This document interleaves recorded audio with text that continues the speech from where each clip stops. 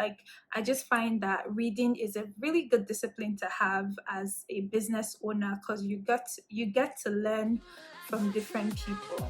Hi guys, welcome back to my channel, and if this is your first time here, I'm Bibi and I'm a fashion entrepreneur. Been doing this for 8 years now, and this is really an outlet for me to share my journey and just share tips that I've learned along the way. So today's video, we're going straight into it. We're talking about books, and I've been an avid reader since I could read. My mom always bought books, my dad always bought books for me, so I've been a book nerd for the longest time, and books have really shaped me. They've shaped my thinking, they've shaped my mindset. I mean, starting from the good book, the Bible, like I just find that reading is a really good discipline to have as a business owner, because you get to learn from different people. So let's go straight into it. My very first book is Shoe Dog. So Shoe Dog was, first of all, this is a book that almost every business owner that I know has recommended. I've been hearing Shoe Dog. Even my brother is like, oh, read Shoe Dog. Everyone talking about Shoe Dog, Shoe Dog, Shoe Dog, Shoe Dog.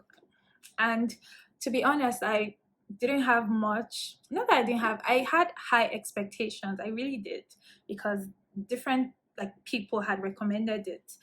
It was a good book, and it was worth all the hype, I'll say that. And my biggest takeaway in this book is that business is hard. I feel like all the books I've read, I find business is really hard. I mean, this is like like a memoir, like an autobiography. I really like reading those types of books because you get to get into the minds of the entrepreneurs. So yeah, so what was my biggest takeaway from this book? My biggest takeaway from this book was just the attitude of winning and taking risks. Phil Knight is the founder of Nike, and he just shares his hood, more like his adulthood, and just him finding himself and finding his path in life. So a good amount of time was spent in that aspect of his life, and it just shows that we have a lot of work to do on ourselves, on our personal development, because it shapes the kind of people that will end up being when we start our businesses or while we run our businesses. Your personality, everything, every single thing that you have learned in life, you would use when you start a business, because starting a business is almost like having a baby. Every single thing that you have, you have to give it to your business. So we see that in this book. Phil Knight shares his experience, and I feel like if I really want to talk about the business lessons I've learned in Shoe Dog, I feel like it'll have to be a dedicated post, and I'm reviewing a lot of books in this video, so I won't be able to do that in this video. But I mean, I'll recommend Shoe Dog. Definitely read Shoe Dog. The next book that has shaped me is Richard Branson's Virginity, Losing My Virginity. So my dad gave me this book, so this book is quite sentimental to me, because this is like one of the few things that I have from my dad. Anyways, this book, look how big it is. But guys, it's such a good read, and it was so exciting to read, because Richard Branson is like this risk taker. Like, he loves to take risks, and he just shows us that journey, like him going from starting like a business, a magazine in when he was a teenager, to like starting Virgin Radio and Virgin Airlines, and even now I think he's trying to, I don't know if he's sold now, but he's trying to sell Virgin Atlantic, because he's focused on Virgin Galactica. So he's that type of entrepreneur. He's a very he loves taking risks, basically. Like, the book is very exciting to read. Because I wanted to mention about Richard Branson is okay, one key takeaway in this book was just how they struggled with money.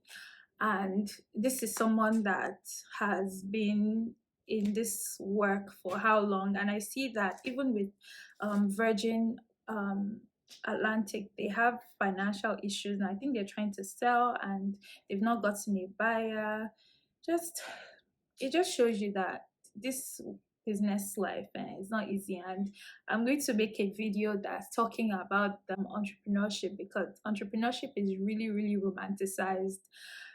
So when you read this book, you just get to see his life as an entrepreneur, his life as a son, his life as a husband, his life as a father, and you just get to see how all of them like intertwine. So the next book is My Vision, the My Vision by Sheikh, his name is long, Sheikh Mohammed bin Rashid Al Maktoum. I hope I called it right. So My Vision is one of my favorite books because it just talks about like the building of Dubai, like how Dubai, United Arab Emirates, really, how it came to be.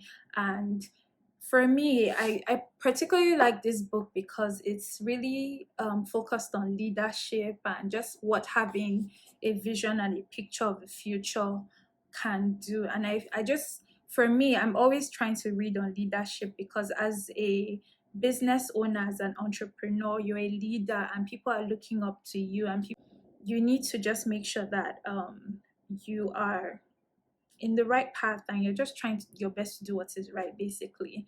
So for me, a big thing is excellence, and I'm always looking out for people that have excellence in their work ethic, excellence in their products, excellence in everything that they do, because that's what I aspire to. I aspire for excellence in every single area of my life, and I find that the UAE embodies that. Have you ever been to Dubai? If anyone that's ever been to Dubai is always in awe, because Dubai is a city that was built with intention. Like they built it for you to live your best life. Like you can't go to Dubai. I don't know anyone that has been to Dubai that doesn't want to go back to Dubai. A sense of being, somewhere, and you just get to feel that from the roads, everything is just built with intention.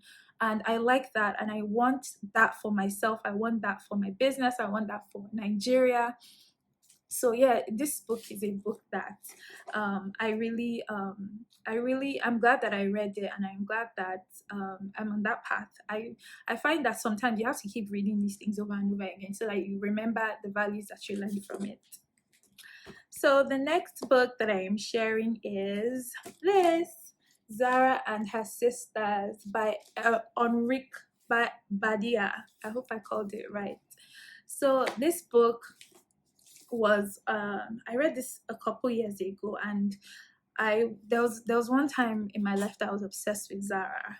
Like I was so obsessed with Zara, because I was just like, this business model is so genius, and I just wanted to know like the secrets. Like I was obsessed with the Zara business model, and I found that this book is the only book that really like goes in depth. So the thing about indie text that I really love is like their brands. As at the time I read this book, it was just Zara that was like the known brand, but now all the other brands are like doing well. And this really is like a book on Zara and her sisters. So this is not just about Zara, it's about the other brands under the parent company of Zara. That's Inditex.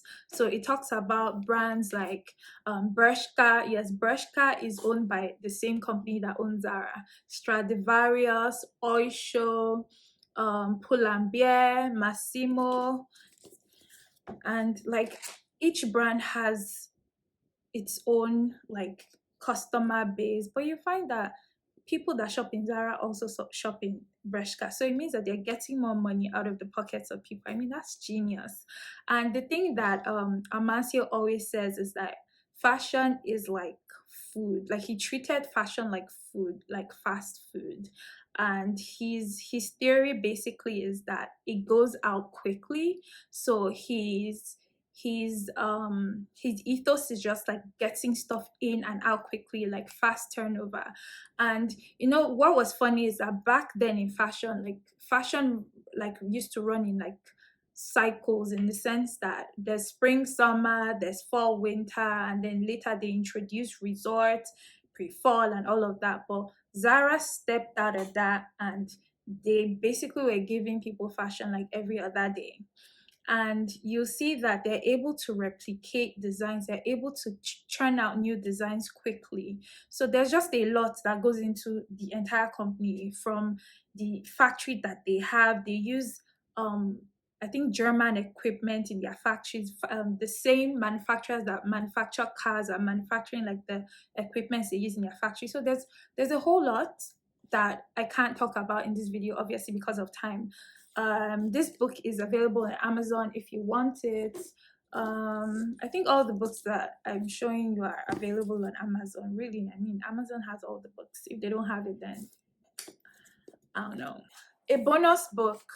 I haven't finished reading it, so I couldn't really recommend it because I haven't finished reading it. But I have read some of it, and it was recommended. I attended Tara Fela Durotoye's masterclass on structuring your business, and she recommended this book. This book is by Leap Africa, and it's called Defying the Odds. So Leap Africa like looked into different businesses that have made it in Nigeria, and just really did like let's say like a report on them. And that is what this book is. I don't know why I haven't read it. Like seriously, I should read this book. So if you're looking for something that's like more local, with more local content, this book is the book that you should read. I will read it, and I maybe would like do a review of it in another video.